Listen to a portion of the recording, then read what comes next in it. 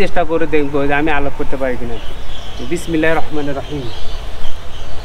Automatically হচ্ছে আপনার মানে দূরে যায়। এখানে দেখতে পাচ্ছেন এই পাথর এখানে আছে, কিন্তু এখানে অনেক সময় এখান থেকে আবার হচ্ছে সাইডে গেলে চলে যায়। হযরত শাহ তুরকানের মাজার বগুড়া জেলা শেরপুর থানায় অবস্থিত। এর স্থাপত্যের গুরুত্ব, শহীদ হওয়ার কাহিনী ও ওই স্থানীয়দের প্রভাব সম্পর্কে আলোচনা করা হলো। তাই ভিডিওটা শেয়ার করে সম্পূর্ণ দেখার অনুরোধ করা হইল। আসসালামু আলাইকুম, হ্যালো এভরিওয়ান, কেমন আছেন আপনারা সবাই? আলহামদুলিল্লাহ ভালো আছি। ফাইনালি চলে যাচ্ছি আমরা হযরত শাহ তুরকানের মাজার রহমতুল্লাহের মাজারে। আসলে আমাদের এই মাজারটা হলো আলিয়া মাদ্রাসার পূর্ব পাশে অবস্থিত মাজারটা। তে আমরা মাজারে যাব, মাজারের বিস্তারিত ঘটনা, তার শাসন আমল থেকে তিনি কীভাবে এই আপনার মৃত্যুবরণ করতে সে সম্পর্কে আলোচনা করব। তে চলেন আমরা মাজার গেটে যাই।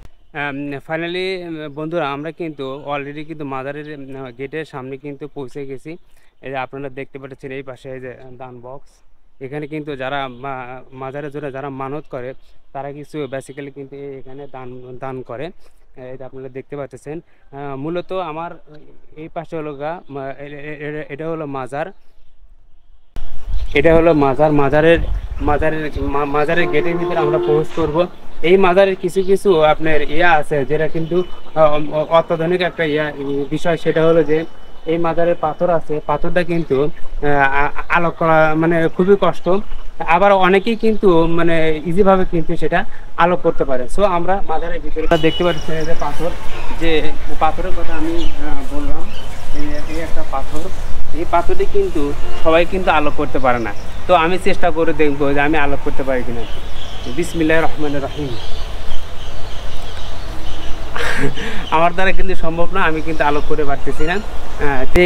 এই পাশে দেখতে পাচ্ছেন একটা পাথর, এই পাথরটাই কিন্তু সবাই কিন্তু মানে আলোক করতে পারে না। আমি চেষ্টা করে দেখবো আসলে আমি পাই কিনা। আমার দ্বারা কিন্তু সম্ভব হচ্ছে না, আমি কিন্তু আলোক করে পারতেছি না। আসলে এই পাথরের বিষয়ে অনেকেই অনেক ধারণা আছে, হয়তোবা অনেকেই জানে বা জানে না। এই পাথর কিন্তু অটোমেটিক্যালি হচ্ছে আপনার মানে দূরে যায়। এখানে দেখতে পাচ্ছেন এই পাথর এখানে আছে, কিন্তু এখানে অনেক সময় এখান থেকে আবার হচ্ছে সাইডে গেলে চলে যায়। তো এটা বিস্ময়কর একটা হচ্ছে পাথর। তো দেখা যাক আমি হচ্ছে উঠাতে পারি কিনা।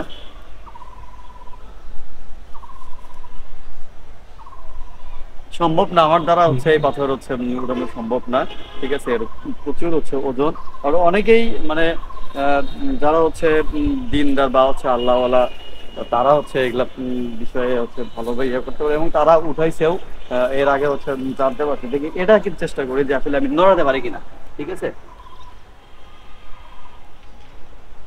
নড়াতে পারছি গোল, এই জন্য তুলতে পারিনি।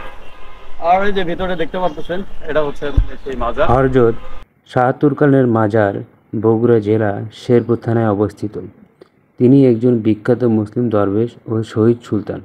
তার মাজার দুই কোণা, শির মোকাম যেখানে তার মাতার সমাধি, আর একটি দেহ সমাধি। মাজারটি করতা নদীর পশ্চিম তীরে অবস্থিত। শাহ তুরকান করতা নদীর তীরে 13-14 শতকে প্রায় 1087 খ্রিস্টাব্দে বাংলা আগমন করেন। তিনি হলেন বগুড়া অঞ্চলের ইসলামিক প্রচারের জন্য পাঠানো এক দরবেশ। জনশ্রুতিতে বলা হয় তিনি বল্লল সেনার বাহিনীর বিরুদ্ধে যুদ্ধে শহীদ হন। মাথা থেকে দেহ পৃথক হয়ে পড়ে যায়। একটির নাম হলো শির মোকাম, অন্যটির নাম হলো ধর্মকাম নামে নামকরণ করা হয়। শির মোকাম হলো সেই স্থান যেখানে তার মাথা দাফন করা হয়, আর ধর্মকাম হলো সেই স্থান যেখানে তার শরীর দাফন করা হয়। এটি দক্ষিণমুখী ইটের এক গম্বুজাকৃতি বিশিষ্ট কাঠামো, 1.83 উচ্চ নির্মিত।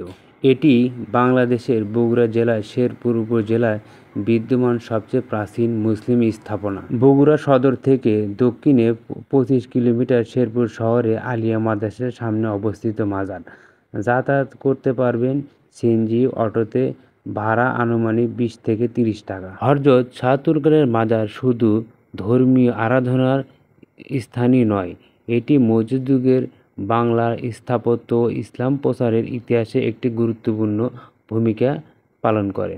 আজকের এই ভিডিওটা এই পর্যন্ত শেষ করছি। আবারও দেখা হবে নতুন কোনো ভিডিও নিয়ে। সেই পর্যন্ত সবাই ভালো থাকুন, সুস্থ থাকুন।